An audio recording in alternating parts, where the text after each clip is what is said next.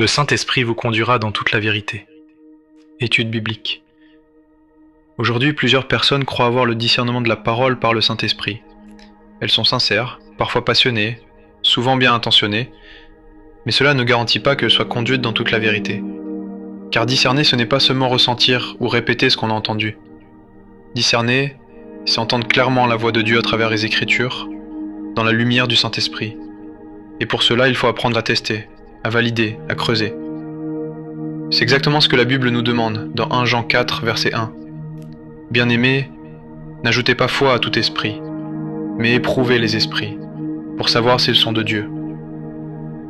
Autrement dit, ne crois pas tout ce qu'on te dit, même si ça a l'air spirituel. Dans Jean 16, Jésus fait une promesse puissante. Quand l'Esprit de vérité sera venu, il vous conduira dans toute la vérité. Mais cette vérité, elle ne se reçoit pas par la tradition ou par habitude religieuse.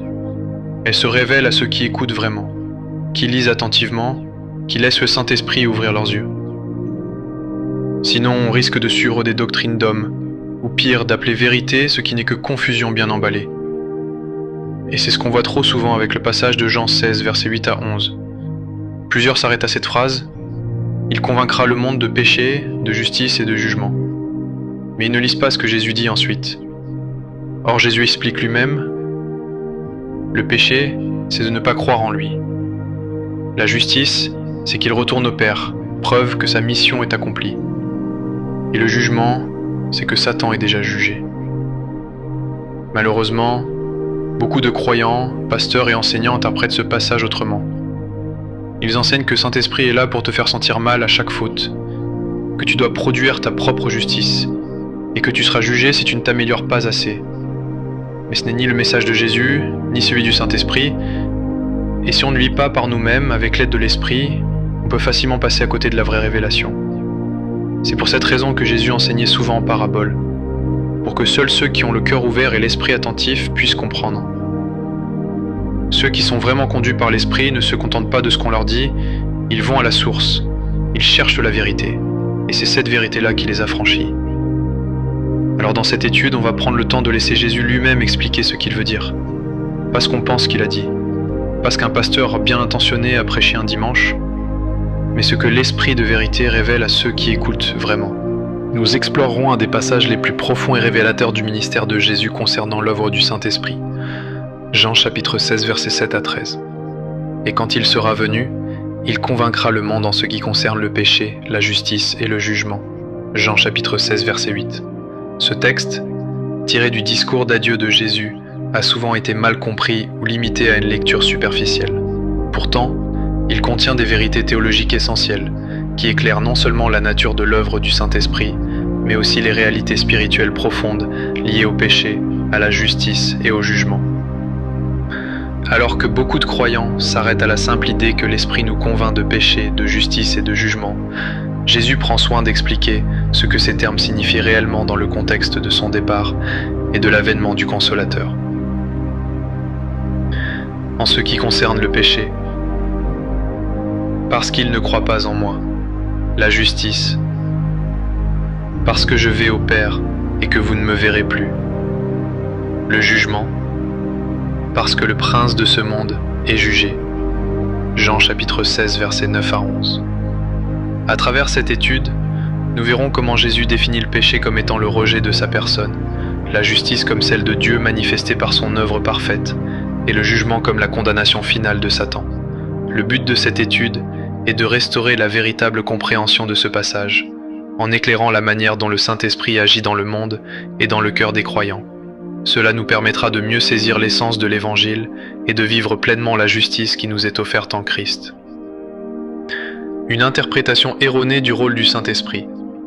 Dans l'interprétation courante de Jean 16, 7 à 13, certains pasteurs, théologiens et croyants voient le passage comme une exhortation directe à vivre une vie morale irréprochable, centrée sur l'effort personnel pour éviter le péché, être juste et échapper au jugement. Voici comment cette interprétation se développe. Numéro 1. Conviction de péché. Éviter le péché individuel. Beaucoup comprennent la conviction du Saint-Esprit en matière de péché comme un simple rappel de la nécessité d'arrêter de pécher.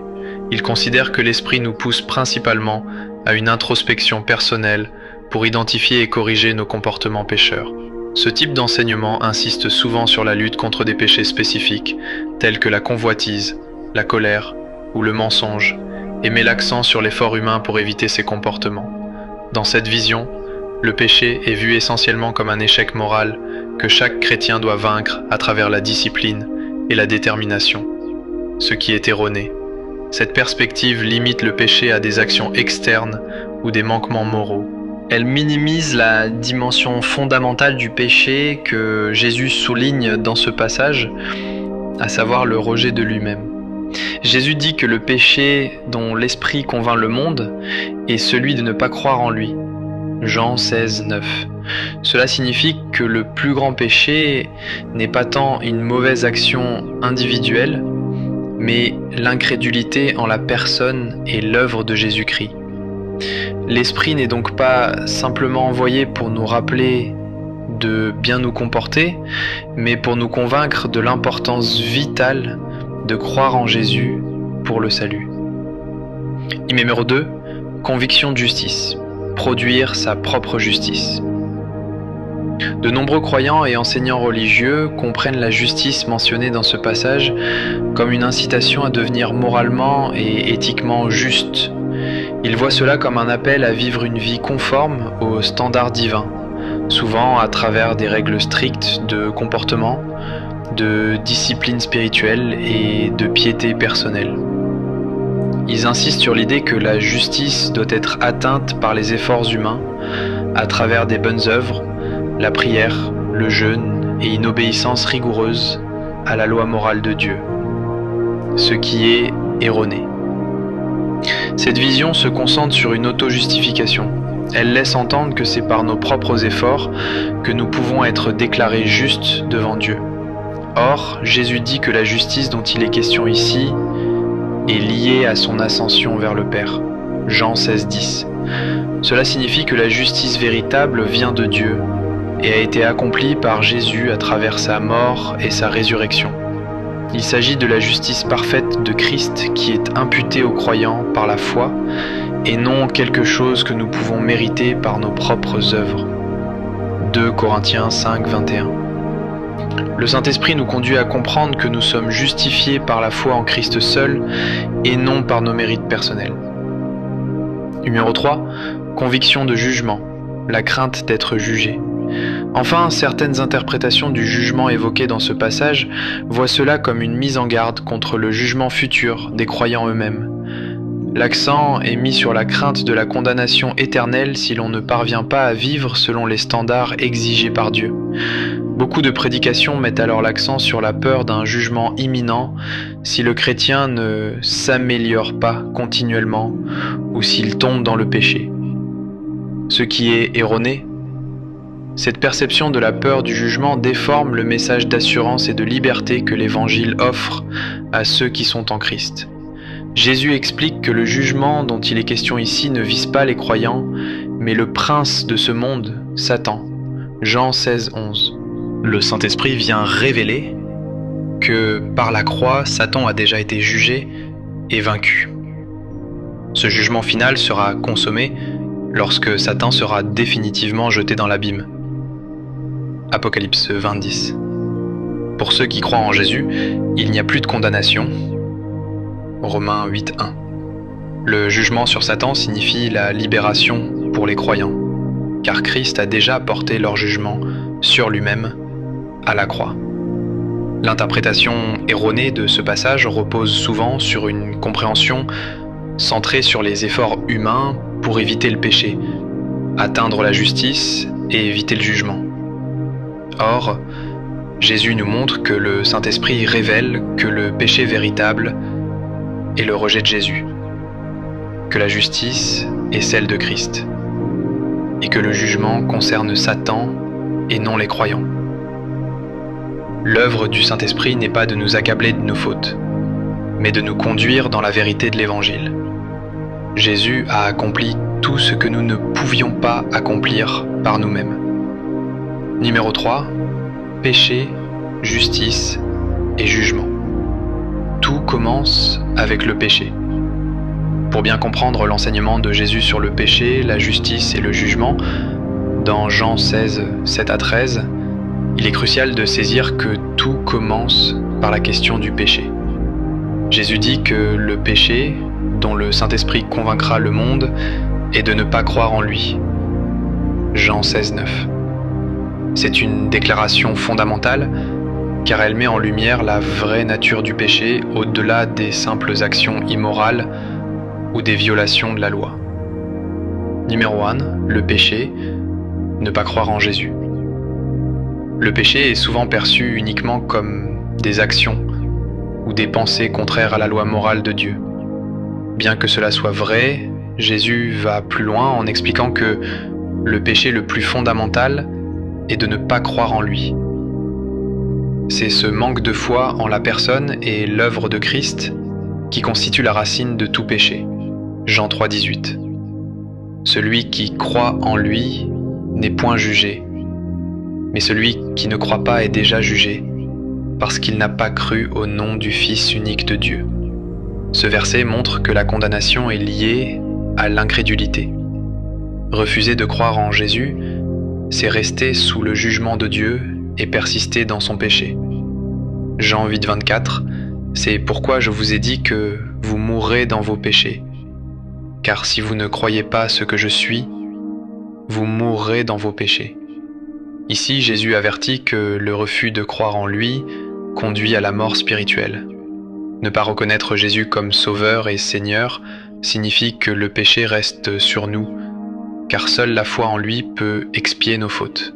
Comme il est écrit dans Romains 14, 23, « Tout ce qui n'est pas le produit d'une conviction est péché ». Paul ajoute que tout ce qui n'est pas fait avec foi est péché. Ainsi, le péché fondamental est celui de ne pas croire et de ne pas placer sa confiance en Jésus. Numéro 2, l'expiation du péché par Jésus. Jésus est venu non seulement pour enseigner, mais pour expier nos péchés. Sa mort sur la croix est l'accomplissement de la justice de Dieu. Le péché qui nous séparait de Dieu a été expié une fois pour toutes par le sacrifice parfait de Christ. Hébreux 9, 26. Mais maintenant, à la fin des siècles, il a paru une seule fois pour abolir le péché par son sacrifice. Jésus est venu pour abolir le péché à travers son sacrifice unique et parfait. Il n'est plus nécessaire de s'appuyer sur des sacrifices animaux ou des œuvres humaines pour expier nos péchés, car Jésus a tout accompli. 1 Pierre 2, 24, lui qui a porté lui-même nos péchés en son corps sur le bois, afin que morts au péché, nous vivions pour la justice. Jésus a porté nos péchés à la croix pour que nous puissions être morts au péché et vivre dans la justice de Dieu.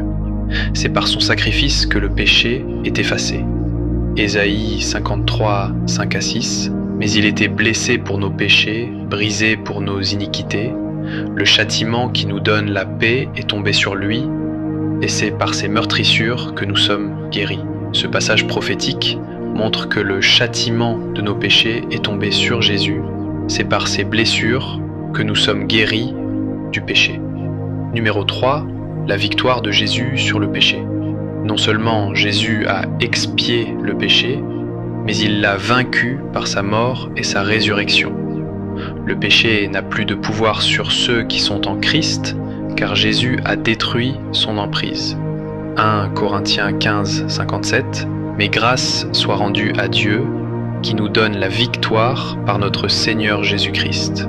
Par sa résurrection, Jésus nous a donné la victoire sur le péché et la mort. Nous ne sommes plus esclaves du péché, car Christ l'a vaincu une fois pour toutes. Romains 6, 14. Car le péché n'aura point de pouvoir sur vous, puisque vous êtes non sous la loi, mais sous la grâce. Grâce à Jésus, le péché n'a plus de domination sur nous. Nous ne sommes plus sous la loi, mais sous la grâce, et cette grâce nous libère du péché. Comme il est également écrit dans Colossiens 2, 13 à 14, « Vous qui étiez morts par vos offenses et par l'incirconcision de votre chair, il vous a rendu à la vie avec lui, en nous faisant grâce pour toutes nos offenses. Il a effacé l'acte dont les ordonnances nous condamnaient et qui subsistait contre nous, et il l'a détruit en le clouant à la croix. Jésus a effacé l'acte de condamnation dû au péché. Il a détruit tout ce qui nous condamnait en clouant nos péchés à la croix. Cela montre que, par sa mort, il a anéanti la condamnation qui pesait sur nous à cause du péché. Numéro 4. Ne pas croire en Jésus, c'est rester dans le péché. L'incrédulité en Jésus n'est pas simplement un manque de foi, mais c'est rester sous l'emprise du péché. Tant qu'une personne refuse de croire en Christ, elle est encore sous la condamnation du péché. Jean 3,36 Celui qui croit au Fils a la vie éternelle, celui qui ne croit pas au Fils ne verra point la vie, mais la colère de Dieu demeure sur lui. Ne pas croire en Jésus signifie que la colère de Dieu demeure sur cette personne. Le péché n'est pas enlevé sans la foi en Christ. Romains 8,1 Il n'y a donc maintenant aucune condamnation pour ceux qui sont en Jésus-Christ. En Christ, il n'y a plus de condamnation. Ceux qui sont encore en dehors de Christ, c'est-à-dire ceux qui ne croient pas en lui, sont encore sous le poids du péché et de la condamnation. Le Saint-Esprit convainc le monde que le péché véritable est de ne pas croire en Jésus. Par son sacrifice, Jésus a expié et vaincu le péché, offrant à tous ceux qui croient en lui la liberté et la justice de Dieu. Ceux qui ne croient pas en Jésus restent sous la domination du péché, car ils rejettent l'unique moyen de rédemption.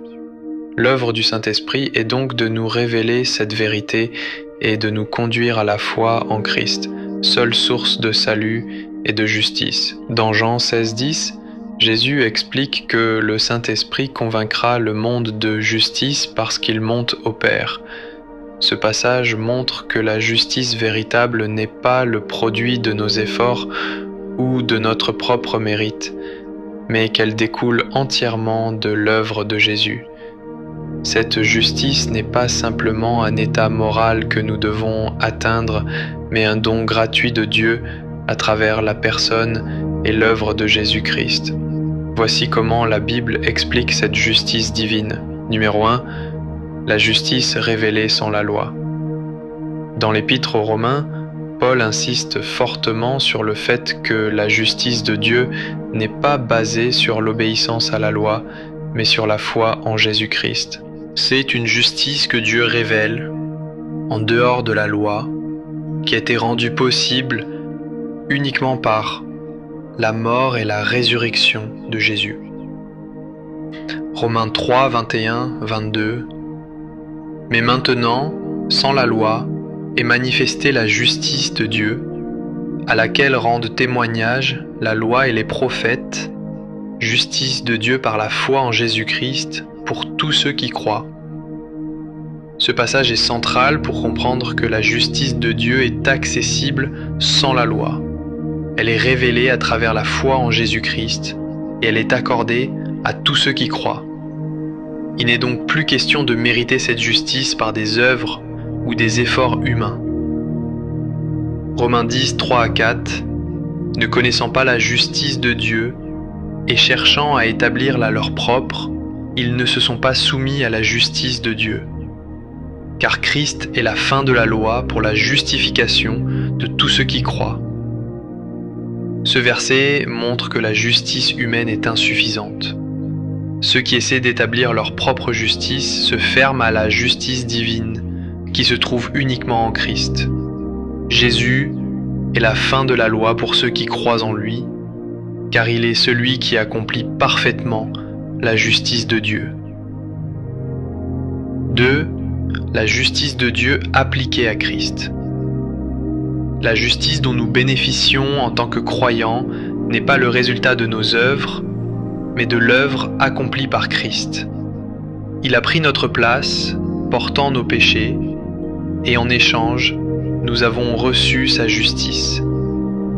Cela signifie que Dieu considère maintenant les croyants comme justes à cause de Jésus. 2 Corinthiens 5, 21. Celui qui n'a point connu le péché, il l'a fait devenir péché pour nous, afin que nous devenions en lui justice de Dieu. Ce verset illustre parfaitement l'échange divin qui a eu lieu à la croix. Jésus, qui était sans péché, a pris nos péchés sur lui-même, afin que, par la foi en lui, nous devenions la justice de Dieu. Nous sommes justifiés non par nos actions, mais par ce que Jésus a fait pour nous. Philippiens 3, 9, et d'être trouvé en lui, non avec ma justice, celle qui vient de la loi, mais avec celle qui s'obtient par la foi en Christ, la justice qui vient de Dieu par la foi. Paul explique ici qu'il ne cherche pas à être trouvé avec sa propre justice, celle qui serait basée sur ses efforts pour obéir à la loi, mais avec la justice qui vient de Dieu, obtenue par la foi en Christ. C'est cette justice qui est appliquée à tous ceux qui croient. La justification par la foi. La Bible enseigne clairement que nous sommes justifiés par la foi et non par les œuvres de la loi. Cette justification est le cœur de la justice de Dieu qui est offerte à travers Jésus. Elle nous libère de toute tentative d'atteindre une justice par nos propres efforts. Romains 3, 24 et 25. Ils sont gratuitement justifiés par sa grâce, par le moyen de la rédemption qui est en Jésus-Christ.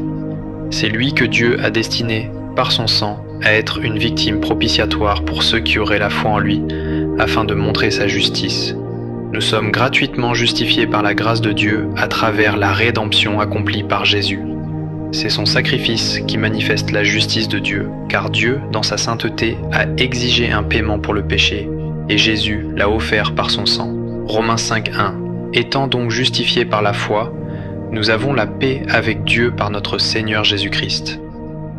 La justification par la foi nous permet d'avoir la paix avec Dieu. Ce n'est pas une justice que nous méritons ou que nous produisons nous-mêmes, mais une justice imputée par Christ à travers notre foi en lui. La justice de Dieu manifestée à la croix. La justice de Dieu s'est manifestée de manière suprême à la croix. C'est là que la justice divine et l'amour de Dieu se rencontrent. Dieu, dans sa justice, a dû condamner le péché, mais dans son amour, il a envoyé son Fils pour prendre cette condamnation à notre place. Romains 3, 25 et 26. Dieu l'a destiné, Jésus, à être par son sang une victime propitiatoire pour ceux qui croiraient, afin de montrer sa justice parce qu'il avait laissé impunis les péchés commis auparavant au temps de sa patience pour manifester sa justice dans le temps présent, de manière à être juste tout en justifiant celui qui a la foi en Jésus. Ce passage explique que la justice de Dieu a été manifestée à la croix. Dieu est juste en punissant le péché en Jésus, mais il est aussi celui qui justifie ceux qui croient en Christ. Ainsi, la justice de Dieu est pleinement satisfaite en Jésus, une justice qui transforme.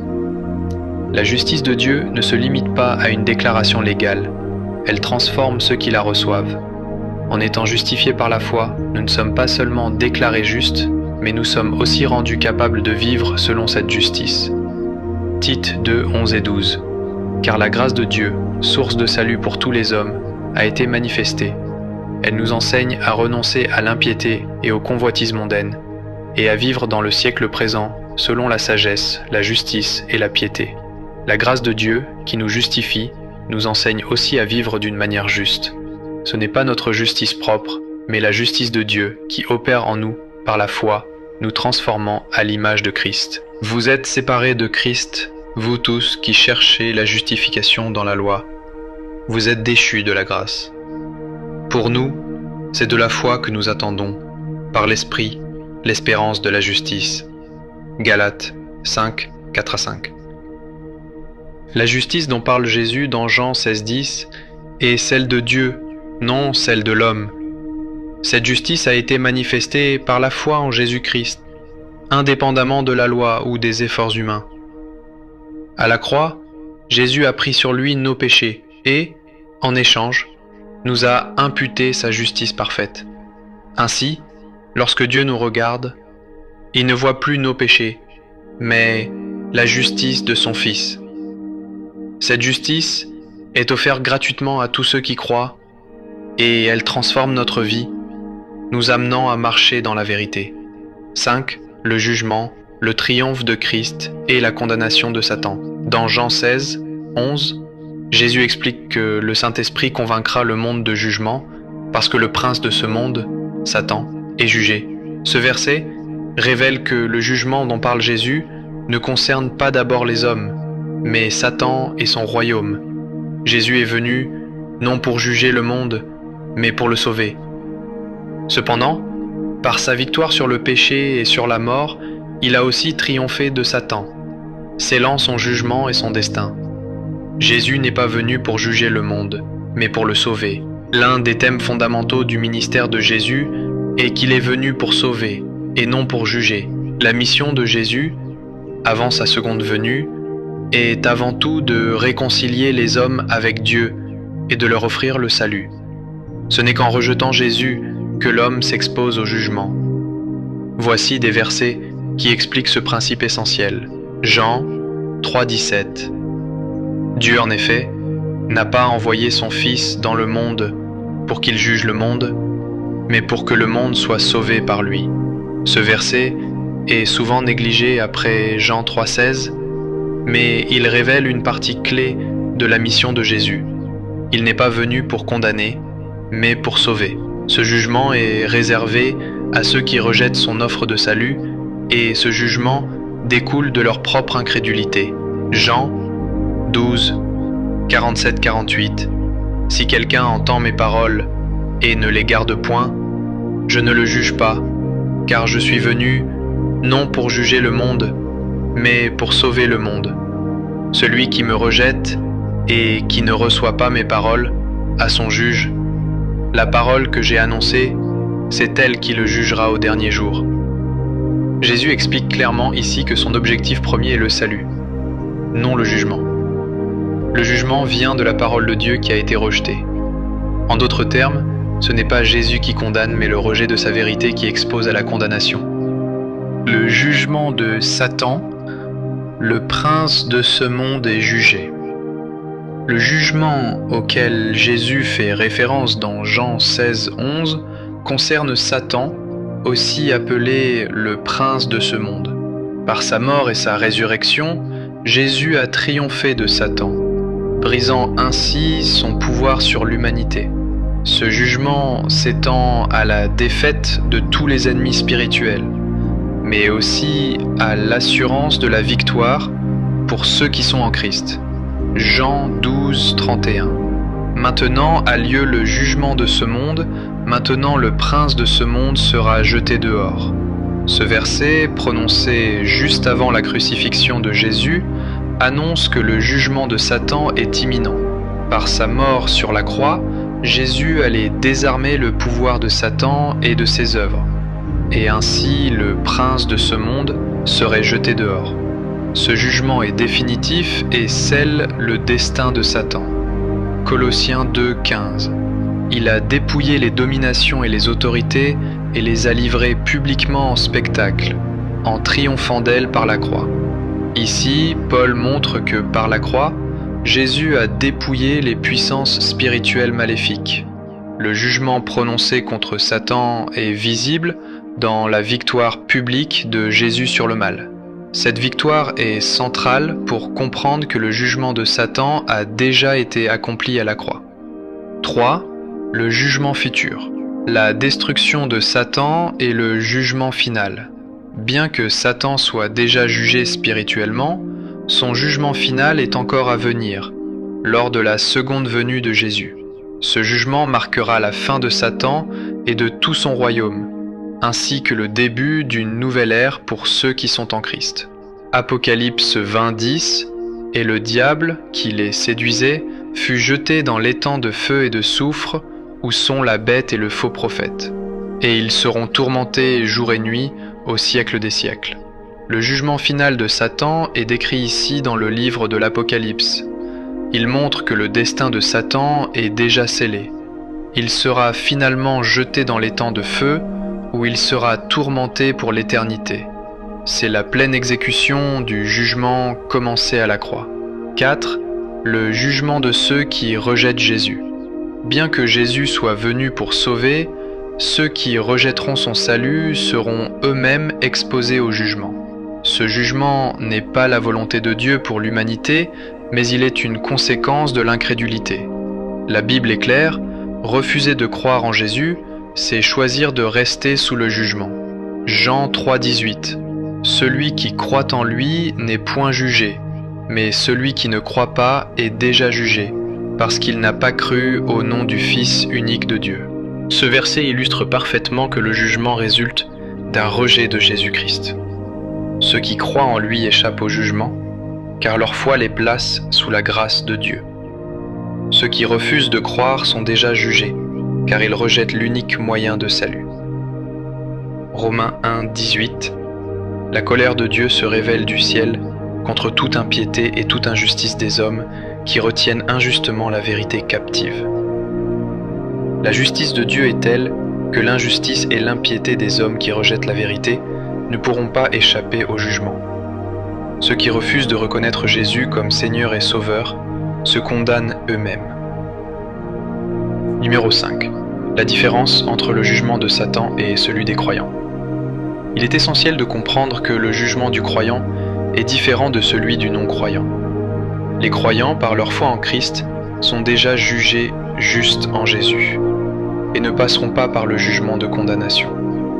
Cependant, ils passeront par un jugement basé sur leurs œuvres pour déterminer leur récompense éternelle. Romains 8,1. Il n'y a donc maintenant aucune condamnation pour ceux qui sont en Jésus-Christ. Les croyants ne passeront pas par le jugement de condamnation. Ils ont été justifiés par la foi en Christ et ne seront pas jugés pour leurs péchés, car Jésus a déjà pris leur place. 2 Corinthiens 5,10. Car il nous faudra tous comparaître devant le tribunal de Christ, afin que chacun reçoive selon le bien ou le mal qu'il aura fait, étant dans son corps. Les croyants seront jugés selon leurs œuvres, non pour la condamnation, mais pour la récompense. Ce jugement est une évaluation de ce qu'ils ont accompli pour Christ sur cette terre. Le jugement dont parle Jésus dans Jean 16, vers 11, est avant tout le jugement de Satan, le prince de ce monde. Par sa mort et sa résurrection, Jésus a triomphé de Satan et a scellé son sort. Satan est déjà jugé spirituellement, et son jugement final viendra lors de la seconde venue de Christ, lorsqu'il sera jeté dans l'étang de feu. Jésus, dans sa première venue, n'est pas venu pour juger le monde, mais pour sauver. Ceux qui croient en lui échappent au jugement, tandis que ceux qui rejettent son salut se jugent eux-mêmes par leur incrédulité. Conclusion. La révélation cruciale de Jean 16, 7 à 13 pour la vie des croyants. Le passage de Jean 16, versets 7 à 13 offre une révélation fondamentale sur le rôle du Saint-Esprit et l'œuvre rédemptrice de Jésus-Christ. Dans ces versets, Jésus annonce l'importance de son départ, car c'est en partant qu'il enverra le Consolateur, le Saint-Esprit, qui aura pour mission de conduire les croyants dans toute la vérité. C'est en Jésus seul que le péché est expié, en lui que la justice de Dieu est pleinement satisfaite et par lui que Satan est vaincu une fois pour toutes. Ce ne sont pas de simples concepts théologiques, c'est la vérité qui sauve, qui libère et qui transforme une vie. Pour ceux qui y croient, cette révélation doit bousculer les fondations même de leur foi. Le péché ultime, ce n'est pas d'avoir échoué moralement, c'est de refuser de croire en Jésus, celui qui ôte le péché du monde. La justice véritable, ce n'est pas celle qu'on tente de mériter par nos efforts religieux. C'est celle que Dieu accorde gratuitement par la foi en l'œuvre accomplie de son Fils. Et le jugement, ce n'est pas une épée suspendue au-dessus de nos têtes. C'est la condamnation déjà prononcée contre Satan, le prince de ce monde. En Jésus, nous avons la victoire. Le Saint-Esprit, l'Esprit de vérité, n'est pas là pour nous écraser ou nous faire vivre dans la peur, mais pour nous révéler ces vérités et nous les enraciner profondément. Il nous rappelle sans cesse que nous sommes libres si nous sommes en Christ et que notre combat n'est pas d'atteindre Dieu, mais de croire qu'en Jésus, Dieu est venu nous chercher. Alors que plusieurs répètent des slogans spirituels ou se fient aveuglément à des prédications sans les vérifier, Jésus nous appelle à écouter l'Esprit, à lire par nous-mêmes et à marcher dans la vérité révélée. Parce qu'au final, tout repose sur une seule chose, la foi en Christ. Crois et tu vivras. Reçois la justice de Dieu et tu seras affranchi. Sache que ton ennemi est déjà vaincu et tu marcheras dans la paix. C'est pourquoi je vous ai dit que vous mourrez dans vos péchés, car si vous ne croyez pas ce que je suis, vous mourrez dans vos péchés. Jean 8, verset 24. Si donc le Fils vous affranchit, vous serez réellement libre. Jean 8, verset 36. Vous connaîtrez la vérité, et la vérité vous affranchira. Merci pour ta parole vivante, tranchante, éternelle. Merci pour ton Fils Jésus, la vérité incarnée, et pour le Saint-Esprit que tu as envoyé pour nous conduire, nous éclairer, nous enseigner. Père, aujourd'hui, nous venons devant toi avec un cœur ouvert et un esprit assoiffé de vérité. Pas la vérité des hommes, pas des opinions, des traditions ou des interprétations humaines, aussi séduisantes soient-elles, mais ta vérité, celle qui affranchit, celle qui transforme, celle qui sauve. Saint-Esprit, Esprit de vérité, viens sonder nos cœurs, viens briser les mensonges qu'on a crus, les raisonnements humains, les enseignements erronés. Viens ouvrir nos yeux spirituels, nos oreilles, notre intelligence. Aide-nous à ne pas nous contenter d'écouter ce que d'autres disent, mais à aller nous-mêmes dans la parole pour y trouver le cœur du Père et la vérité du royaume. Conduis-nous loin de la confusion, conduis-nous loin des illusions religieuses et ramène-nous à la croix, là où tout a été accompli. Donne-nous le courage de tester les esprits comme tu l'as demandé. Donne-nous la sagesse de ne pas mettre notre foi dans les hommes, mais en toi seul. Et surtout, donne-nous la grâce de croire pleinement en Jésus, le seul en qui le péché est expié, la justice satisfaite et le jugement accompli. Sois glorifié, Seigneur. Fais de nous un peuple qui marche non selon les émotions, ni selon les traditions, mais selon la vérité. Nous te le demandons au nom de Jésus-Christ. Amen.